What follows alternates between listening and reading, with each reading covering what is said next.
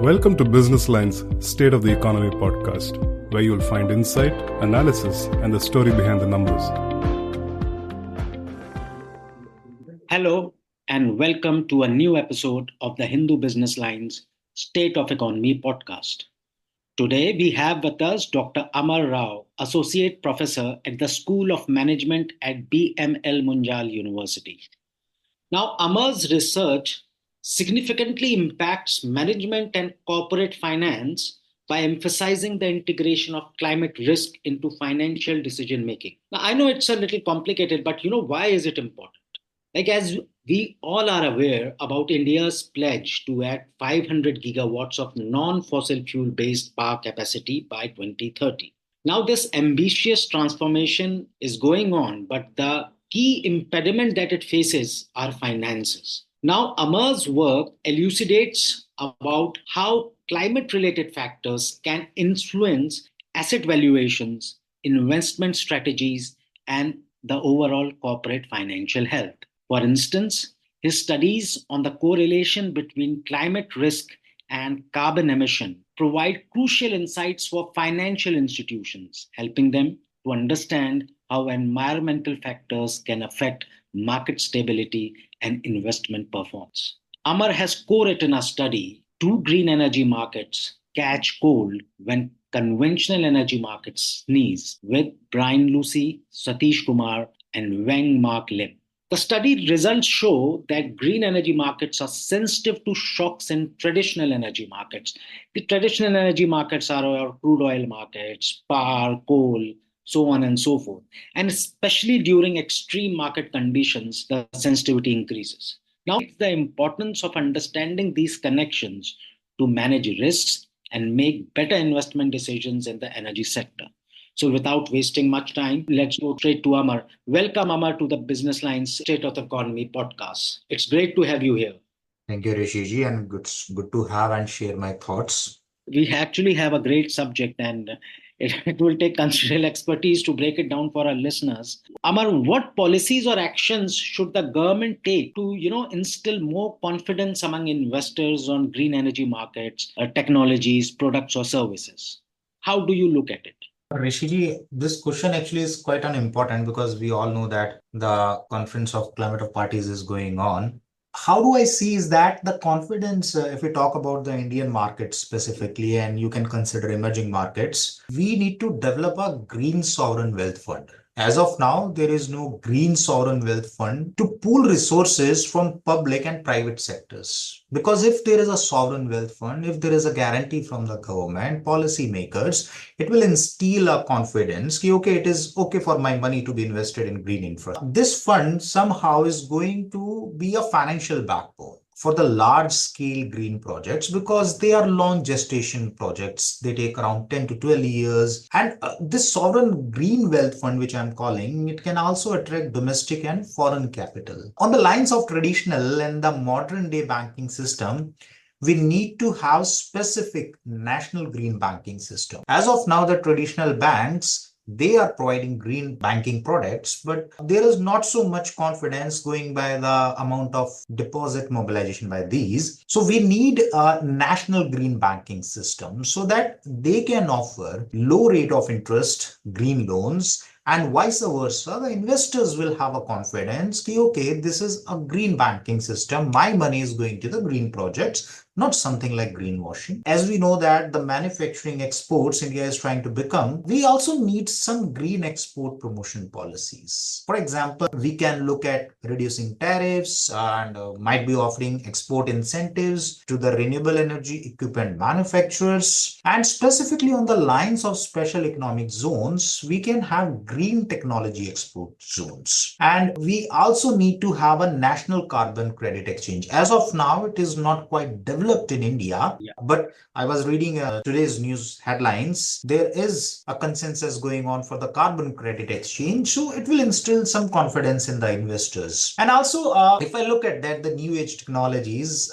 you need to use the blockchain for renewable energy tracking, because then the trust factor will come into play by having a blockchain blockchain where there is no hidden kind of agenda or charges. That's a great observation. Yes, A great these are observation. something we can take off. Now, if we look at from the point of view of retail investors, even the governments are promoting retail investors to invest. While the Indian government comes out with its disinvestment targets, there's an increasing thirst for retail investors to, also come in, as our savings rate has been pretty better than other developing or developed economies. But how can governments, financial institutions or markets, educate or make retail investors aware about the green energy landscape, the opportunities and challenges? How do you think this can be effective? Just one paragraph answers to your question.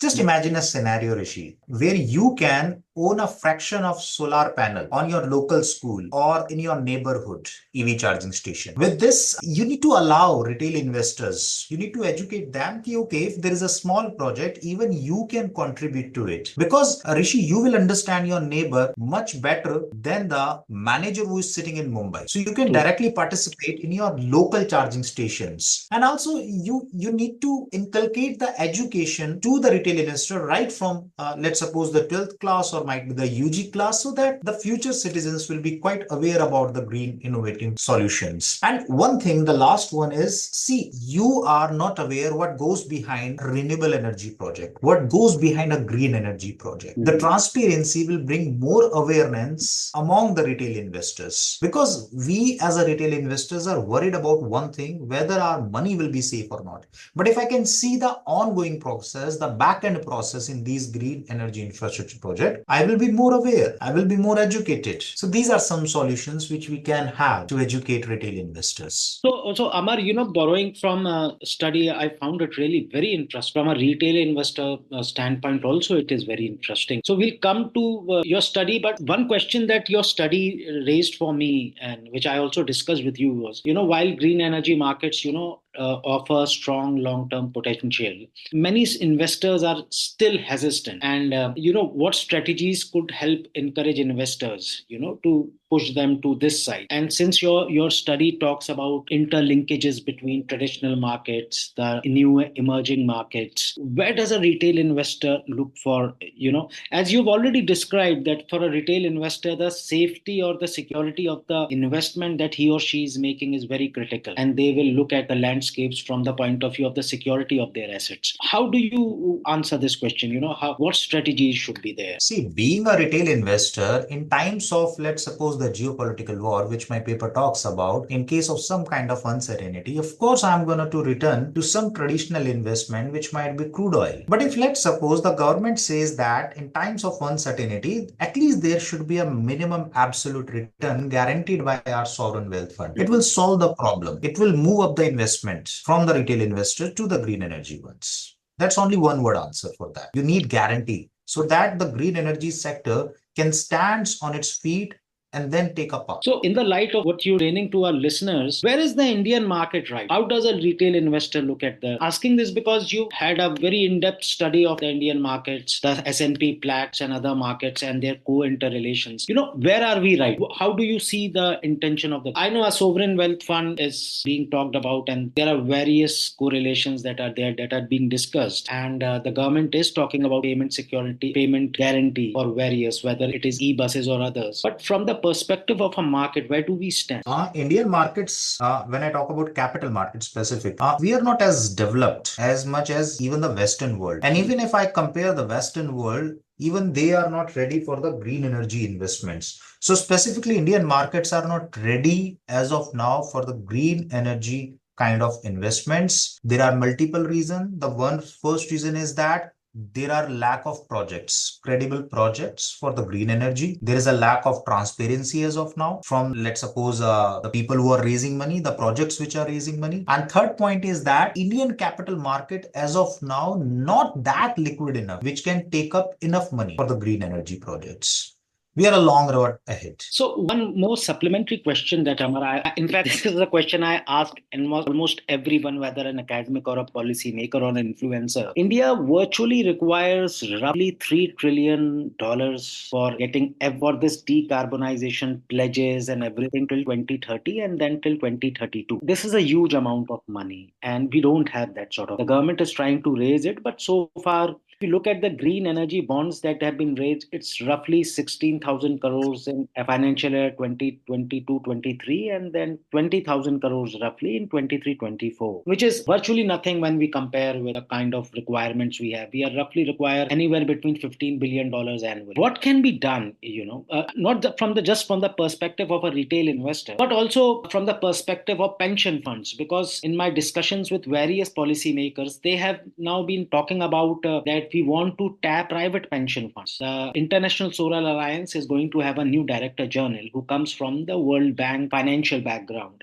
He's with the World Bank and he handles financial markets. Now they want to tap into these private pension funds. I know it's exactly not really correlated with what we are asking, but it is in the larger part of it. Do you think this is a good strategy where even Indian government or Indian ministries can go and tap these private pension funds? Because there's a huge amount of money sitting there, huge pile. They say it's roughly the global private sector pension fund markets is roughly around $3 to $4 trillion. Do you see we have an opportunity there? Okay, let's assume you and me, as an Indian representative, go to Canadian pension fund, one of the largest pension fund, right? Yeah. What we have to offer? First, we are a fast growing economy and expanding population which directly demanding energy. Look at the figure of per month unit consumption, especially in this Delhi NCR region. It is shooting up. It means the energy demand is going to be there, whether it comes from traditional or green, we will talk later. Okay. Second, what do I have to offer? The risk with the low carbon projects, because thanks to the pressure from the international community, what I have to offer that yes, I'm transitioning to low carbon projects. Okay. Second checkpoint. And third point, that the low carbon projects are going to be capital intensive. When I say capital intensive, it means the Canadian pension fund is going to stay here with India for a longer duration. Longer duration means I will pay you a much higher rate of interest where other countries are willing to pay. So that is the strategy we need to offer to the pension funds. And yes, this is the way you are going to raise money, print that money on our own. And the key to this will be a government guarantee. Without a government guarantee, we won't see these things, proliferating further. Yes, the government guarantee will be there. See how it works. When, let's suppose, the Canadian pension fund invests money, it does not give investment directly to the people who are into these projects. They will give Indian government based on their credit rating, which is as of now not so good. Might be in the future it will improve. So that's how it's going to work. The government of India needs to provide some guarantee, some assurity for that. Right. Yeah. One another question that when we're talking about, in clean energy transition, natural gas is also being touted as a best transition fuel. And if we compare, I am, pointing towards the economist in you. There's a lot of talk about, transitioning from coal to gas. But here also, right now, whether if we speak about the top players who are offering LNG trucks and related infrastructure, what we get to know is that this will take roughly a decade to, come up. Because again, the finances issue is a little difficult. Finance is the issue here. How does an economist in you look at these propositions about, natural gas, India going towards natural gas and weaning away from coal? Does it make sense to you as an economist? I know it is important and India will do this, but how does an economist look at this thing? I know it's a very complicated question I'm asking to you. But I wanted to understand it from the perspective of an economist, and more so because of your in-depth study where you have in-depth broken about how markets are, reacting to each other or relating to each other, traditional or modern. How do you look at it? Rishi, it's quite interesting that you mentioned LNG, because yesterday there was an article which was mentioning that the LNG and the transportation sector. Yeah. And I got to know that LNG, let's say the vehicles are as of now quite costly as compared to the ICE engines. And it was talking about our neighbor country when they were discussing the policy. Now, coming back to your question, see, if you look at the total capacity of energy from the coal, India is the largest producer of coal. Of course, it contains quite an ash, but India is the largest producer of coal. Many banks, they already provided capital, which is already into the coal thermal power plant. If I as a country needs to transition from coal to natural gas, what advantages I will have before I shift completely to the cleaner technology. And let me just make a point here. Natural gas is a lesser poison. It is not completely, you can say, the carbon monoxide free. It generates less carbon dioxide or other harmful gases. If I need to shift, that is the right strategy. Why?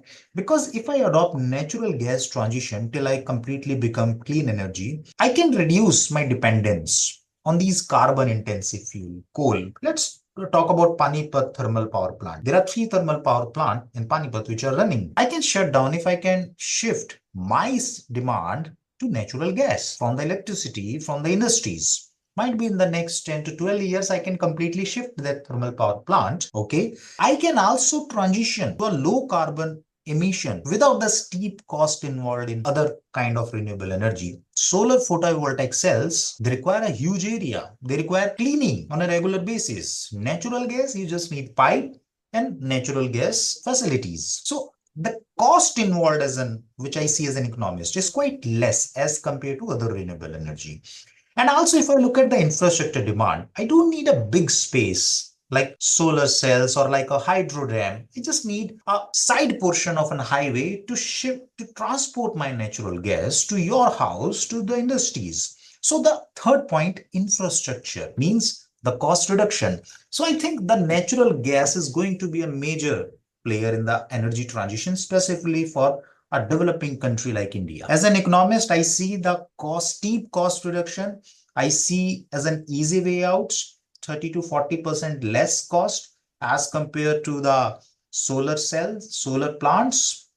So that's how I see it. Amar, we're at the concluding part, and I thought that this is the part where I'll ask you to, break down your study for our listeners, because I know I constantly bothered you with so many technical things in your paper, and you really were so nice to break it down for me. If you could quickly, break it down, what does your study comes out, what does it say, what does it our listeners, because I really found it very interesting, and that's after a long time such a study has been attempted, at least which I had come across. If you could break down your study for us. Thank you so much for appreciating. Point is that when we started this study, me and Professor Satish and Brian Lucy and Mark Lim, so we were trying to understand. Everyone is talking about we will move to a carbon transition economy, we will move to this economy. We thought, what about the capital market? What about the financial markets? How they react? So we thought, if there is some kind of disturbance in the conventional energy markets like electricity, like crude oil, do they affect the green energy sector? For example, if let's suppose any geopolitical uncertainty happens and crude oil price shot up to $100 per barrel, will it shift my perspective toward investment in green energy? So through this study, we actually found out that in short term, there might be some kind of reflection over